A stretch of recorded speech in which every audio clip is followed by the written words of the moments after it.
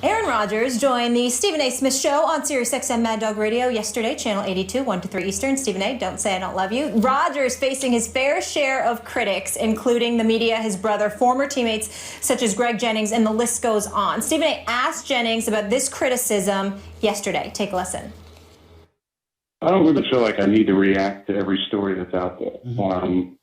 I think the majority of these stories, you're talking about the same very small group of people doing the talking. The last article, there was a ton of quotes from my current teammates who all said very positive things about our relationship and the time that we spend together. And those are the opinions that matter to me. This small group of people, the same group of people who talk for these interviews. I think every time there's words out there, to me, it says more about those people, I think, than it does about me. Stephen A., is the Rodgers criticism justified? Hell no, it's not. It's not justified at all. First of all, let me say that it was an extreme honor. I know that I was having fun and having a good time, but I was honored to have him on my show. I'm a huge fan, and I'm not going to apologize to that to anybody. I love me some Aaron Rodgers. That's why I came up with the slogan years ago, he's a bad man. I'm not talking about results because obviously we look at the Tom Brady's of the world and we know it doesn't compare. One Super Bowl doesn't compare to four and 6 trips to the Super Bowl and all of this other stuff. Aaron Rodgers doesn't have that. And I get that. But from a purely talent perspective, talent in terms of throwing that football, whether scrambling to your left, your right, outside the pocket, standing in the pocket and flinging that football and having the wheels to couple with it at the quarterback position, my personal belief is I think Aaron Rodgers is the most talented, the greatest talent at the quarterback position I have ever seen. I'm dead serious about that. I'm not joking. You can talk about Dan Marino. You can talk about Dan Fouts. You can talk about John Elway. You can talk about, Joe Montana. You can talk about Brady and Peyton Manning and all of them. The talent that this brother has at the quarterback position, his ability to fling that football and to do the things that he does from a talent perspective, I consider him the greatest. And I'm not apologizing for that to anybody. And so I say all of that to say, when we talk about criticism, like I said to Greg Jennings when he was up in here, what are you talking about? Any kind of receiver, what are you talking about? I don't care what his brother says about. That's family issues. That ain't none of our business. Okay, a lot of people have problems with their siblings. We know nothing about it. It's none of our damn business. The only difference between Aaron Rodgers and somebody like me is he'll ignore them, while me, I'm prone to cuss you out. That's the difference between us. Now, you asked me about my family as it pertains to his professional performance. Look at what the Green Bay Packers are able to do with year after year, this guy being devoid of a consistent, reliable running game, a consistent, reliable defense, a consistent, reliable offensive line, and somehow, some way, this man carries the franchise on his back. This brother's one of a kind, man. And I'm not saying he's perfect. I'm quite sure there are things that he could do to tweak stuff just a little bit, but I say it many times, and I'll say it again. He's a bad man. I would take him any day. Yeah, I'm on the same page with you. He's the best I've ever seen. Not the greatest. I want to just quickly go through this. There's a difference between better and greater. In the one sport that can be measured objectively, that's track and field, we see that every top 10 sprinter in the world today is faster than Jesse Owens. That means they're all better. But how many are as great? How did they do against their contemporaries? And because Aaron Rodgers hasn't had Bill Belichick, he doesn't have the kind of resume in the playoffs that Tom Brady does. And so he will not likely be considered the greatest quarterback ever. But the best? You're saying the guy just who can do the most things, who I would like, everything else being equal, I'd want on my team at quarterback? Aaron Rodgers. I think he's the guy. And I think one of the reasons he doesn't get even more credit is he's not a kind of, I apologize, Jeff Saturday, because I know offensive linemen are very smart guys, but he's not the kind of football meathead that other football players like, I don't think, Jeff. That's what it appears to me. But I do think the criticism of him in the last year and 3 quarters, since the beginning of last year, has been justified. Not that he's been terrible. He's been an A-. For most of last year and then most of this year, there have been MVP candidates, and maybe he's now one. We'll see how it shakes out. And then he's been right below the MVP candidates. But we're used to knowing when we watch him, that's the best dude in the game. And he's been something less than that the last couple of years. And football's so interdependent, so reliant on other positions, coaching, etc. Your defense, if you're a quarterback without a great defense, suddenly you don't look as good as you would otherwise.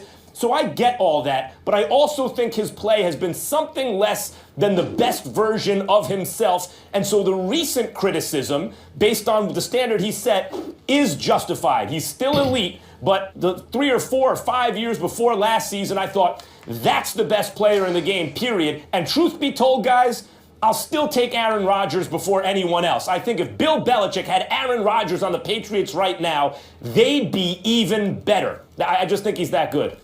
Wow, I tell you, man, you two guys. I mean, I like Aaron Rodgers. He's a good player. I'm surprised that we're talking about the best or the greatest of all those things. When you're talking about Bill Belichick, Tom Brady, all those things, I understand what you're saying. It would be hard for me because of what you're saying. When you call someone the best, when you say that of all time or best where we are, it's hard for me to say that Aaron Rodgers is that right now. And for exactly your point, Max, of the last year and 3 quarters or whatever it is, year and a third, really.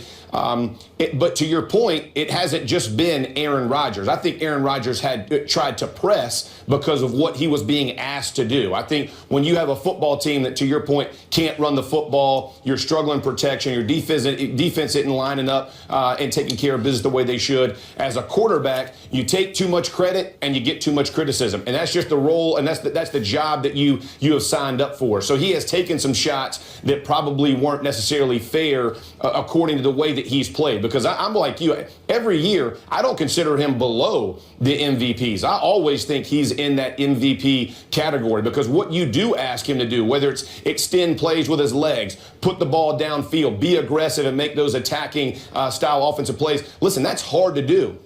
And when defenses understand that's what you're going to do, and they are taking that away, and you still can get it done to a certain degree, he was still getting it done. I mean, you got to take your hat off. I mean, this guy deserves respect as a type of quarterback he is. And to the other side, Stephen A., when you're talking about criticism from players of the type of person that he is and taking shots, whether it's his brother or other guys, I have always been, listen, there are going to be guys you like and dislike in the locker room. That's reality, right? Your personality may not work. It may be, he may not be the team guy that you expect him to be. The way that he criticized his team this year, I would have had a problem with that if I was in the locker room. I would have went back and said, hey, listen, I'm all for it. You speak for yourself. That's great, man. Don't speak for me and the effort I'm putting forward, right? I'm not into that from whatever position you're sitting at. So there are things that are going to offend players, and guys aren't going to hold their tongue because he's Aaron Rodgers and the quarterback and the way that the media looks at him or his coaching staff looks at him or his GM looks at him, right? When we walk in that locker room, we're all the same. And no one cares what position you hold. If you're speaking ill about the way we've handled it, you better have talked to me before and said, hey, look, if I get asked, this is what I'm going to say. So at least we're on the same page. So and another thing,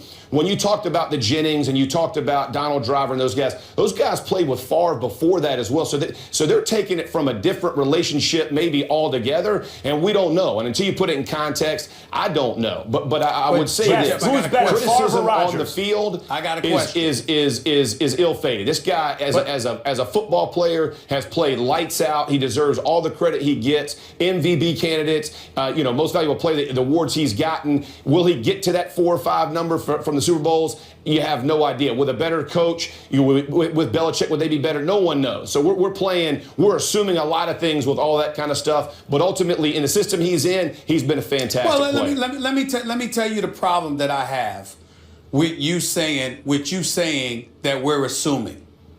I don't believe I am assuming, because here's what I always say when I give speeches, Jeff. I am brilliant because I know I'm not. I listen to those who are. Right. And so if I'm listening to Jeff Saturday, no, obviously it has nothing to do with this show because I teach you every day. So you handpicked me for that reason. Let me focus on Jeff. Let me focus on Jeff right here. Bring it. Jeff, here's the deal. Yep. When we sit up here, I listen to you guys talk football, and you guys dissect and highlight the intangibles that contribute to success or compromises the possibility of capturing it. So if I take those things into consideration and I use the words, remember, I said you can't dispute results. Right. Tom Brady is the creme de la creme. What I said is talent-wise, in terms of physical ability and what you have put on display, who can dispute that we have seen the notion that we have not seen better than Aaron Rodgers as a talent? Who can dispute that? I would say, hey, look at Tom Brady and what he's done for the longevity that he's done. I mean, does he look any worse right now than he did 4 years ago? The guy's still freaking slinging it, man. Hey, I mean, so to take that and say he's more talented, I mean, I'm not sure how you're value judging. I think it's a broad generalization. Can he run with the football? Absolutely. Is he? That's not what he's asked to do. I mean, I'm saying for what he does do that, and what they're doing, that's what I'm saying. Jeff, time out 1 second real quick. Favre or Rodgers, who do you got at their best? Are you at Stephen A or me? You. I'm going Jeff. Favre.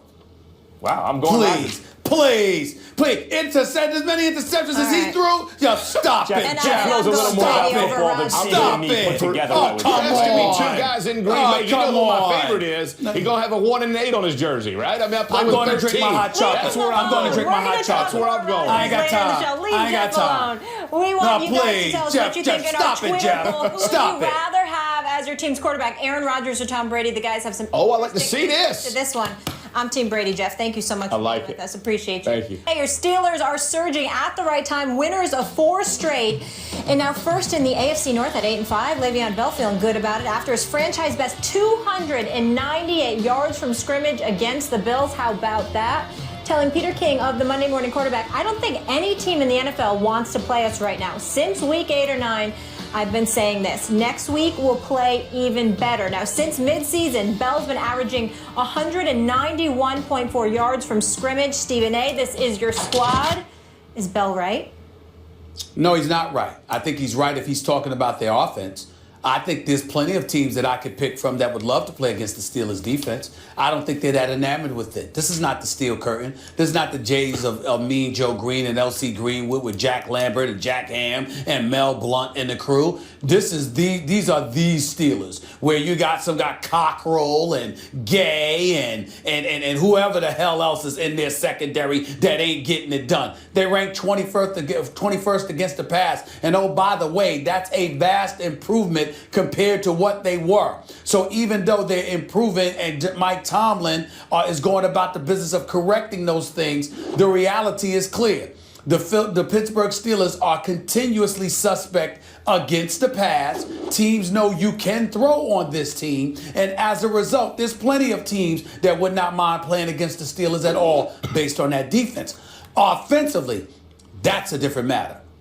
You give Le'Veon Bell the ball, and you still got Antonio Brown out there with Jones and Marcus Wheaton and Sammy Coates and those boys. If Big Ben Roethlisberger is on his game, there's no one that wants to play that offense. So I think Le'Veon Bell was telling Peter King, the great Peter King of the Monday Morning Quarterback, I think what he was saying is nobody wants to play against us, as in this offense. He wasn't talking about the team collectively, because he damn sure can't say that about their defense. There's plenty of teams that would not mind going up against that Steelers defense. Plenty. So what's your answer? Is he right or wrong? He's wrong. He's incomplete because he didn't specify whether he was talking about the team or the offense. I'm saying if he's talking about the offense, yes. He's right. If he's talking about the defense, hell no, he's wrong. I just want to write down incomplete. The the next time you accuse me of taking both sides, I just want to write down I'm not the taking answer both that sides. seems to satisfy you. No. I don't know. Hold on, wait a minute. Wait a minute. I got it. First of all, you can't compare me to you because nobody needs a dictionary or a thesaurus or an encyclopedia to figure out what the hell I'm saying. I don't know. That's an entirely different matter. Words blow all right, me. well, go ahead. I'm sure about that, Stephen A. Stephen A. All right. He's right. No one wants to play the Steelers. It's not that they're the best team. Look, if they had a real defense, Stephen A., they'd just be the best team. They're not the best team. That's not what he's saying, or at least it's not what I'm saying. They're not the best team, but they're exactly the kind of team you don't want. If that's your draw in the tournament, you're upset about that. You're like, damn, they're not the best team, but we had to get the Steelers. And the reason is they have the coach, the quarterback, the wideout, and the running back at an elite level. You got Mike Tomlin, Ben Roethlisberger, Antonio Brown, and Le'Veon Bell. And that's what it comes down to. Back in the day, the Indianapolis Colts weren't always the best team, but you look at what they had, specifically, let's just deal with the players. Peyton Manning, Marvin Harrison, Edgerrin James. It might not have been the best, but you want to play those guys in the playoffs? And as it turns out, Peyton Manning wasn't great in the playoffs back then, so maybe the answer is yes. But that hasn't been Ben Roethlisberger. Ben Roethlisberger is the kind of guy you want in the playoffs. So the whole point of a statement like this is not to claim that the team is the best. It's the claim that their upside is tremendous and you'd rather not play them, and I totally agree with that. Okay. All right. Ben Roethlisberger endorsing Le'Veon Bell for MVP, saying he'd vote for 2-6 any day of the week.